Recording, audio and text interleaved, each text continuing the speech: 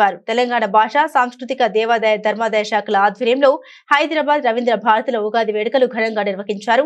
ఈ కార్యక్రమానికి సీఎం రేవంత్ రెడ్డితో పాటుగా ఉప ముఖ్యమంత్రి భట్టి విక్రమార్క, మంత్రి జూపల్లి కృష్ణారావు, ఎమ్మెల్యేలు అడ్లూరి లక్ష్మణ్, శంకరయ్య, మల్రెడ్డి రంగారెడ్డి, ఎమ్మెల్సీ మహేందర్ రెడ్డి, ప్రభుత్వ ప్రధాన కార్యదర్శి శాంతికుమారి, ఎంపీ అనిల్ కుమార్ యాదవ్ ఉన్నతాధికారులు హాజరయ్యారు.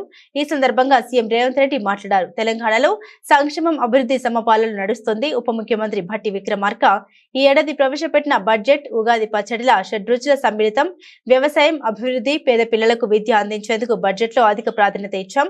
విద్య, వైద్య, ఉద్యోగ, ఉపాధి, సంక్షేమం అన్నింటికీ నిధులు కేటాయించాం. రాష్ట్రాన్ని అభివృద్ధి పథంలో నడిపించేందుకు కృషి చేస్తున్నాం. తెలంగాణ రైజింగ్ 2050 ప్రణాళికతో దేశానికి తెలంగాణను ఆదర్శంగా నిలబెడతామని తెలిపారు. ఉగాది పండుగ షడ్రుచులతో కూడుకున్న ఏదో విధంగా అయితే ప్రసాదం అందించిండ్రో భట్టి విక్రమ